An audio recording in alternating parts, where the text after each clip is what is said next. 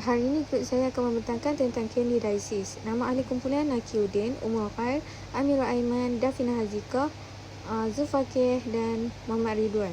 Assalamualaikum warahmatullahi wabarakatuh. Nama saya Muhammad Ridwan Hafiz bin Muhammad Yusuf dari J14. Jadi saya ingin menerangkan tentang pengenalan kandidiasis. Kandidiasis adalah sejenis infeksi yang disebabkan oleh yeast, iaitu sejenis fungus yang dipanggil Candida. Penyakit ini biasanya didapati hidup di tempat-tempat seperti mulut, usus dan vagina tanpa menimbulkan masalah. Tetapi bila persekitarannya sesuai dengan pertumbuhannya, maka yeast boleh membiak dan tumbuh secara luar kawalan. Terdapat dua jenis kandidiasis, iaitu satu vaginal kandidiasis dan oral kandidiasis. Saya akan menerangkan etiologi atau penyebab kandidiasis.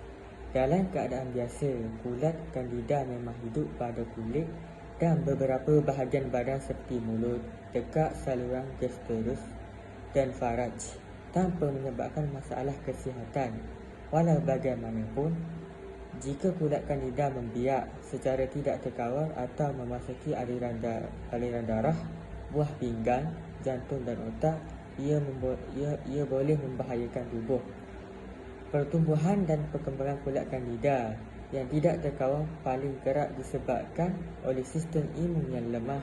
Beberapa keadaan yang boleh melemahkan sistem imun ialah: nombor 1, mengidap diabetes, HIV atau AIDS, kanser atau menjalani kemoterapi. Nombor 2, menggunakan ubat kortikosteroid dalam jangka masa panjang. Nombor 3, menggunakan antibiotik untuk masa yang lama. Nombor 4, mengalami obesiti atau kekurangan zat makanan. Samping itu, faktor berikut juga boleh meningkatkan risiko kandidiasis pada kulit dan kawasan kemaluan ialah: nombor 1, cuaca panas dan lembap.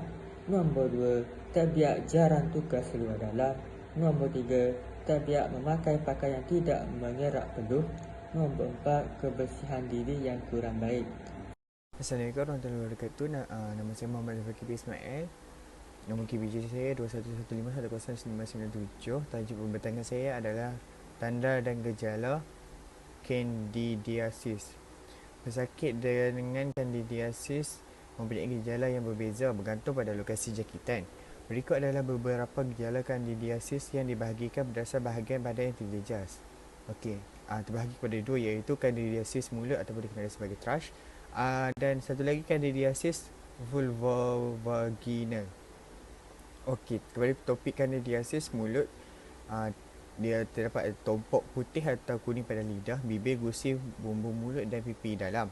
Seterusnya candidiasis vulvovaginal, iaitu gatal pada mental yang berampau pada faraj, sakit dan pedih apabila membuang air kecil, ketidakselesaan semasa hubungan seks, bengkak faraj dan vulva, dan keputihan yang tersumbat. Rawatan bagi jangkitan di vagina ialah: pertama, memberi ubatan seperti clotrimazole vagina pessari, econazole vagina pessari, fluconazole vagina pessari, meconazole pessari, nystatin vagina pessari. Yang kedua, menggunakan ubat seperti fluconazole.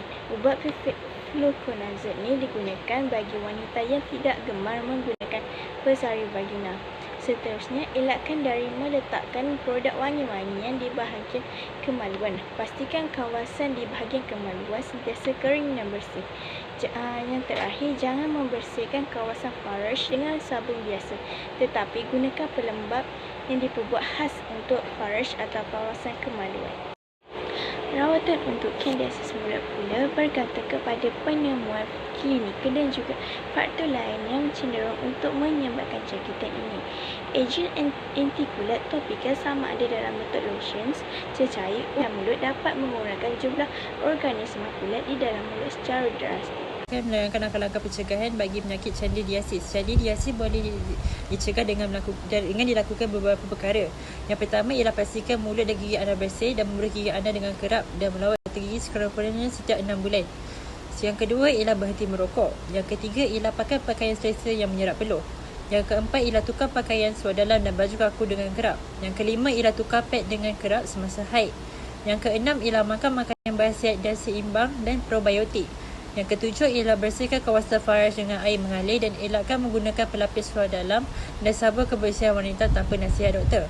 Yang ketujuh ialah buat pemeriksaan berkala dan dengan doktor anda jika anda mempunyai penyakit yang boleh melemahkan sistem imun anda seperti diabetes, kanser atau HIV.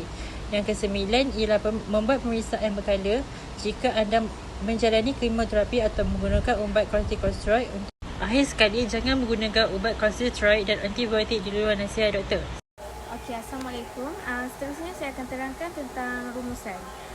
Candidiasis ialah infeksi yang terjadi akibat daripada jamur candida. Terdapat dua jenis candidiasis pada vaginal dan oral. Jamur candida ini memang hidup di kulit dan juga beberapa bahagian tubuh seperti mulut, tengkorak, salur pencernaan dan juga vagina. Candidiasis juga bahaya jika kita tidak kawal dengan baik. Kita boleh menyebabkan sistem kekebalan tubuh menjadi lemah. Kita seharusnya elakkan kulit kita terdedah kepada cuaca yang lembap, jarang mengganti pakaian dalam dan juga kerap menggunakan pakaian tidak serap penuh. Okey, itu saja daripada untuk kami. Sekian, terima kasih.